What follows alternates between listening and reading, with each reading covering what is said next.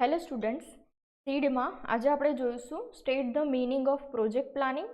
Project પ્લાનિંગનો meaning શું થાય છે એ. એના પછી આપણે જોઈશું enumerate the details in project plan. Project પ્લાનમાં કઈ કઈ ડિટેલ આવે છે એ. અને એના પછી આપણે થર્ડ ક્વેશ્ચન જોઈશું list stages of the project planning. Project પ્લાનિંગના કયા કયા સ્ટેજીસ છે એ. એમાં સૌથી પહેલો ક્વેશ્ચન આપણે જોઈએ, પહેલા ક્વેશ્ચનનો આન્સર આપણે જોઈએ કે state the meaning of project planning. તો એનો મિનિંગ શું છે? A project plan or a capital expenditure proposal represents a package of huge initial investments with a view to generate a stream of benefits over the defined life of the project. શું થાય છે એનો meaning? તો project યોજના અથવા મૂડી ખર્ચની દરખાસ્ત પ્રોજેક્ટના નિર્ધારિત જીવન પર લાભ મેળવવા માટેના દ્રષ્ટિકોણથી વિશાળ પ્રારંભિક રોકાણોના પેકેજને રજૂ કરે છે. એટલે પ્રોજેક્ટ પ્લાનિંગ શું છે? તો આપણે કોઈ પ્રોજેક્ટ બનાવવો છે, મતલબ કોઈ પણ વસ્તુ પર આપણે વર્ક કરવું છે, તો સૌથી પહેલાં આપણે શું કરવું પડે? એનું પ્લાનિંગ કરવું પડે, બરાબર. એમાં કેટલું ઇન્વેસ્ટમેન્ટ આપણે કરવું પડશે, ઓકે. કયા વેમાં જઈશું તો આપણો જે પ્રોજેક્ટ છે એ સક્સેસ થશે, તો એ બધું શું છે? પ્રોજેક્ટ પ્લાનિંગ છે. હવે આપણે જોઈએ enumerate the details in project planning. Project પ્લાનમાં જે ડિટેલ આવે છે એ આપણે સવિસ્તાર જણાવવાની છે, okay.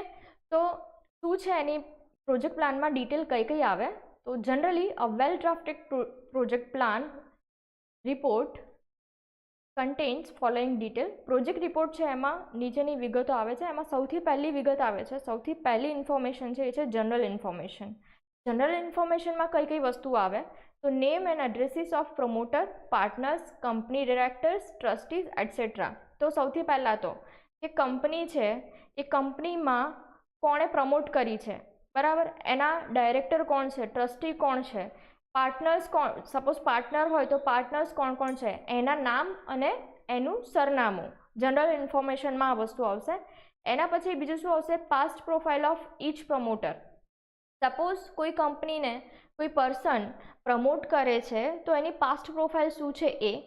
Name and address of the unit, એટલે કે આપણે જે કંપની કઈ જગ્યાએ રાખવાની છે એ યુનિટનું નામ અને એડ્રેસ, ઓકે. આ જનરલ ઇન્ફોર્મેશનમાં આવશે. પછી બીજું શું આવશે? From of the organisation viz sole proprietorship, partnership, cooperative company etcetera. ઓર્ગેનાઇઝેશનમાંથી પ્રોપર્ટીના પાર્ટનરશિપમાં કોણ છે એ, પછી કોઓપરેટિવ કંપની કોણ છે એ, આ બધાની માહિતી. If the existing unit is planning expansion or diversification, then past performance of last 2 to 3 years. 2 to 3 years. કોઈ પણ કંપની છે, કોઈ પણ યુનિટ છે, જો પહેલેથી છે, બરાબર, અને એનો કોઈ નવો પ્લાન્ટ આપણે સ્ટાર્ટ કરી રહ્યા છીએ, બરાબર, અથવા તો એનું ડાયવર્સિફિકેશન કરવામાં આવે, એને કોઈ બીજી જગ્યાએ વાળવામાં આવી રહ્યું છે, તો એનું પાસ્ટ 2 થી 3 વર્ષનું પરફોર્મન્સ કેવું હતું એની માહિતી શેમાં આવે છે? જનરલ ઇન્ફોર્મેશનમાં આવે છે, ઓકે. એના પછી શું છે? Product related details. Name of the product and its proposed brand name, એટલે કે આપણે કઈ પ્રોડક્ટ લોન્ચ કરવાની છે એનું નામ, ઓકે. ધેન આફ્ટર કે સપોઝ કોઈ પ્રપોઝડ બ્રાન્ડ નેમ, મતલબ કે બ્રાન્ડનું તમે શું નામ રાખવાનો છો એ પહેલેથી તમે કંઈક વિચાર્યું હોય તો એ. એના પછી છે બીજી પ્રોડક્ટ રિલેટેડ ડિટેલ કઈ આવશે? પ્રોડક્ટ રિલેટેડ ઇન્ફોર્મેશન, એની માહિતી તમારે ડિટેલ્સમાં આપવાની રહેશે. એના પછી શું છે? It is to be manufactured with technical collaboration with domestic or foreign company. જે પ્રોડક્ટ છે, બરાબર, એ જાતે બનાવવાની છે કે પછી કોઈ ફોરેન કંપની જોડે કોલેબોરેટ કરીને અને પછી બનાવવાની છે, બરાબર, કાં તો એને કઈ જગ્યાએ મેન્યુફેક્ચર તમે કરાવવાનો છો, એ માહિતી શેમાં આવશે? પ્રોડક્ટ રિલેટેડ ડિટેલ્સમાં આવશે.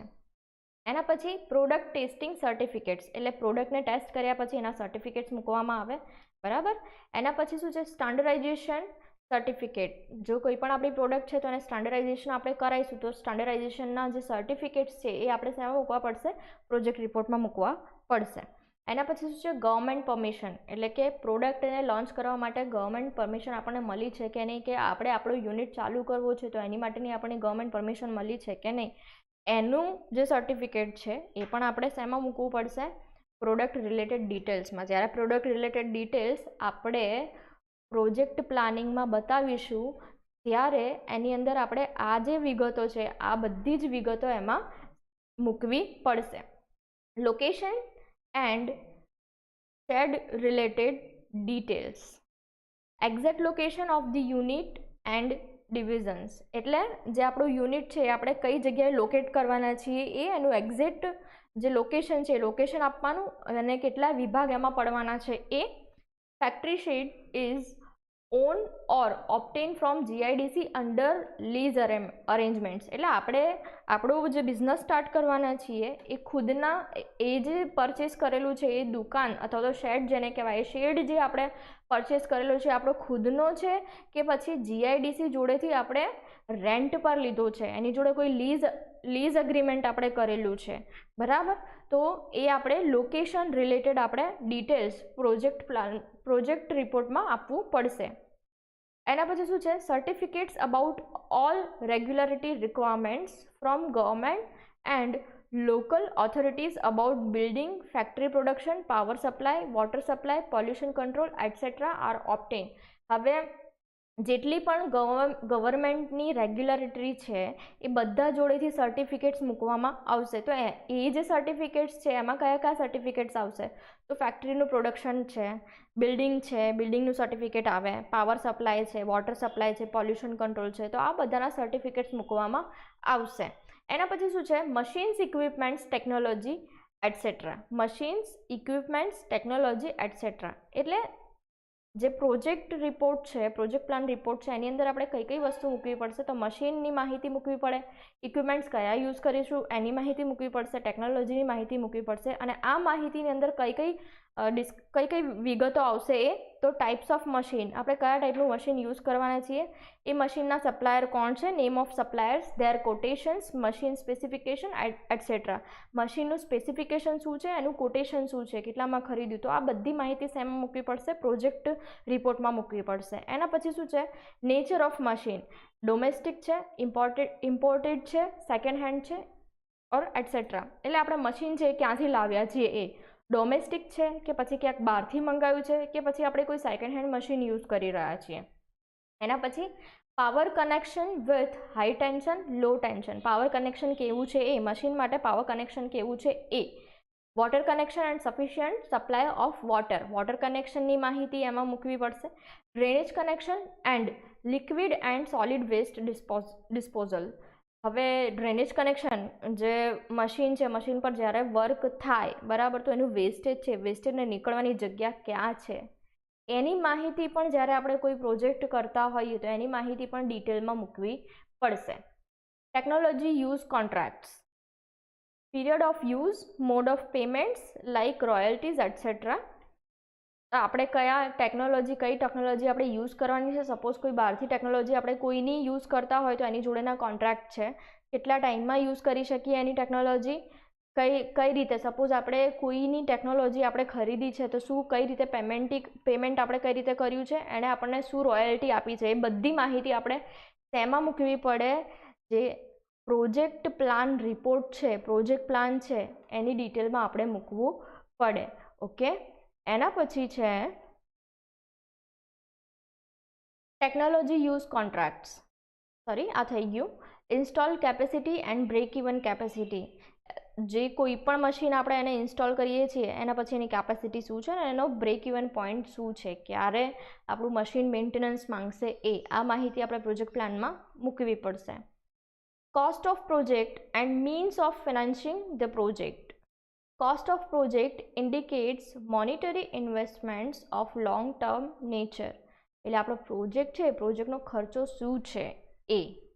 ટોટલ પ્રોજેક્ટ કોસ્ટ, જે પ્રોજેક્ટની ટોટલ કોસ્ટ છે એમાં કઈ કઈ વસ્તુઓનો સમાવેશ થાય છે તેમાં સૌથી પહેલું છે ફિક્સ્ડ એસેટ્સ, ઇન્વેસ્ટમેન્ટ્સ. એના પછી છે વર્કિંગ કેપિટલ માર્જિન. એના પછી છે pre operative and preliminary expensive. એના પછી છે કોન્ટિન્જન્સીસ, બરાબર. તો આ બધા શું છે ટોટલ પ્રોજેક્ટ કોસ્ટમાં આવે છે. એના પછી છે means of financing the project cost. The above mentioned total project cost is obtained from the following sources. જે આપણને ઉપર અહીંયા ટોટલ પ્રોજેક્ટ કોસ્ટ બતાવી છે એ શેના પરથી આવશે? તો promoters prime equity contribution, promoter કોઈ પણ કંપનીને કેટલું ફંડ આપે છે એ, borrowed funds or term loan from financial institution, આપણે જે ફંડ લીધું છે એ, કેટલી લોન પાસ થઈ છે એ, ગવર્મેન્ટ કેશ સબસિડી, ગવર્મેન્ટ આપણને કોઈ સબસિડી પ્રોવાઈડ કરે છે તો કેટલી છે એ, ઇન્ટરનલ ફિનાન્સિંગ, તમે તમારો પોતાનો કેટલું રોકાણ એ કંપનીમાં કરો છો એ. તો આ બધી માહિતી આપણે જે કોસ્ટવાળી કોસ્ટ ઓફ પ્રોજેક્ટ છે એમાં આપણે આપવું પડે, બરાબર. એના પછી છે ડિમાન્ડ એન્ડ માર્કેટ કન્ડિશન. તો ડિમાન્ડ, કોઈ પણ પ્રોડક્ટની ડિમાન્ડ કેટલી છે અને માર્કેટની કન્ડિશન શું છે એ પણ આપણે પ્રોજેક્ટ પ્લાનમાં કન્સિડર કરવું પડે. હવે ડિમાન્ડ અને માર્કેટ કન્ડિશનમાં શું આવે? તો નેચર ઓફ માર્કેટ, માર્કેટનું નેચર કઈ પ્રમાણનું છે, ટોટલ ડિમાન્ડ. એના પછી market share of the company. એના પછી છે possibilities and ease of entry of competitor, nature of product market, બરાબર. Market share of the company, કંપનીમાં માર્કેટના શેર કેટલા છે એ, possibilities and ease of entry of competitors, તમે કોઈ પ્રોડક્ટ માર્કેટમાં મૂકો છો તો કેટલી પોસિબિલિટી છે કે કોમ્પિટિટર આપણું ઊભું થઈ જશે એ. પછી nature of product market, product માર્કેટનો નેચર કેવો છે એ. તો આ બધી જે ડિટેલ છે એ આપણે પ્રોજેક્ટ પ્લાનમાં મૂકવી પડે. એના પછી શું છે? ફાઇનાન્શિયલ ડિટેલ્સ, ફાઇનાન્શિયલ ડિટેલ્સ આપણે આપવી પડે. એમાં projected sales, projected cost, depreciation, interest on borrowings, taxation, details of projected gross profit and net profits, cash flow statements, repayment schedule of term loan and interest payments on terms loan, rate of return on investments, rate of return on equity, debt service coverage ratio, break even point, BEP in rupees and percentage. તો આ બધા જેટલા પણ point છે શેમાં આવશે? Financial ડિટેલ્સમાં આવશે. એના પછી શું છે? Projected financial statements. તો જે પ્રોજેક્ટનો ફાઇનાન્શિયલ સ્ટેટમેન્ટ શું હશે એની માહિતી પણ આપણે પ્રોજેક્ટ પ્લાનમાં મૂકવી પડશે. તો એમાં સૌથી પહેલું કયું છે? Projected profit and loss account, projected balance sheet, projected cash flows statements. Profit અને લોસના જે અકાઉન્ટ છે એ, પ્રોજેક્ટની બેલેન્સ શીટ મૂકવી પડે, કેશ ફ્લો સ્ટેટમેન્ટ કેટલો છે, કેટલું કેશ વપરાય છે કોઈ પણ પ્રોડક્ટને બનાવવા માટે. તો આ બધી જે માહિતી છે શેમાં આવશે? પ્રોજેક્ટેડ ફાઇનાન્શિયલ સ્ટેટમેન્ટ્સમાં આવશે. એના પછી છે ઓવરઓલ ઇવેલ્યુએશન. ઓવરઓલ ઇવેલ્યુએશનમાં કઈ કઈ વસ્તુ આવશે? Critical factors કન્ટ્રીબ્યુટિંગ to the success, sensitive analysis. હવે કોઈ પણ પ્રોજેક્ટ આપણે જે ચાલુ કરવાના છીએ તો એ સક્સેસ જાય, બરાબર. તો એની માટે કયા કયા ફેક્ટર્સ જે અફેક્ટ કરે છે કે એના કારણે આપણો પ્રોજેક્ટ સક્સેસ જશે એ ફેક્ટર્સ ઓવરઓલ ઇવેલ્યુએશનમાં મૂકવાના. સેન્સિટિવિટી એનાલિસિસ કરવાનું છે.